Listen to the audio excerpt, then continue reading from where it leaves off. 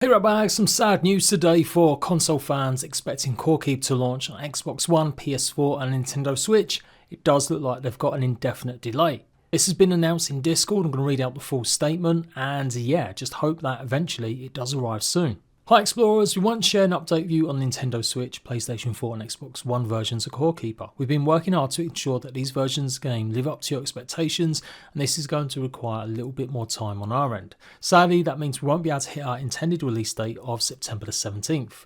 We'll have more information on when you can expect these versions of Core Keeper soon. Thank you so much for your patience. This decision was not made lightly and was done with the intent making the game as enjoyable as possible. Appreciate the support and can't wait for you to start your underground adventures soon. So that is pretty disappointing. A week before it's meant to come out, yeah. I do wonder why they didn't just wait until all the ports were actually done and release everything at one time. Maybe that was why there'd be too much competition with other games if they left it any later. But I feel like Core Keeper's got its own niche. So at the moment, the only way that you can play Core Keeper on an Xbox One at least is if you've got Xbox Game Pass and Cloud. You can actually play Core Keeper via the cloud on your Xbox One. You obviously have to have a good internet connection and obviously have Game Pass, but it is a way that you can play it since Core Keeper is free on Games Pass at the moment too. Now shout out to a couple people that said on their storefronts it was suggesting that Core Keeper wasn't coming out until the 26th. Now when I checked, the release date still lists the 17th, and that's been the case here in the UK at least.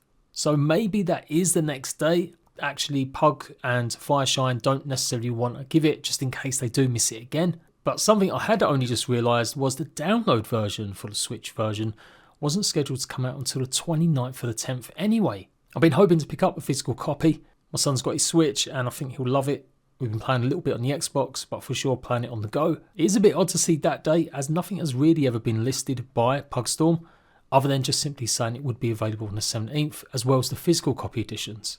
So I'm even more confused now looking at some of these sites. The bottom line, even though it does suggest some release dates on these storefronts, the best bet is to make sure you're tuned in to either Pugstorm's Twitter page, the Core Keeper, and maybe join their Discord.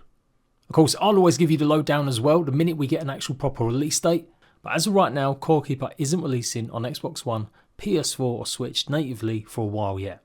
Absolutely loving the game. I've just defeated the last boss last night out of my fresh run, almost using completely mage and warlock classes until the bitter end when I realised they were pretty underpowered.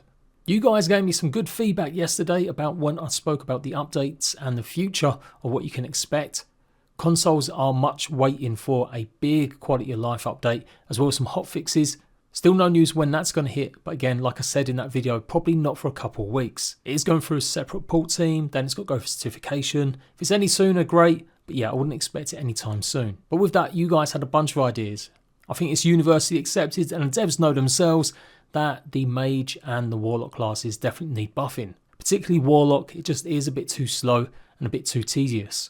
And I'm looking forward to more quality life stuff, like being able to have a filter on arms, and more changes hopefully with storage and being able to move items around a bit quicker and easier.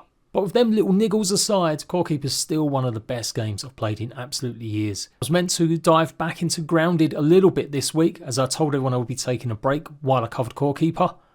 But I'm having so much fun with Core Keeper and the videos are doing well that I'm going to continue making nothing but Core Keeper content for at least another week. So, when I get news about either the updates for the PS5 and Xbox Series S and X games, I'll let you guys know. And as soon as the release date gets given for PS4, Xbox One and Switch, again, I'll be there first. Until next time, RATBAGGERS, I will catch you later.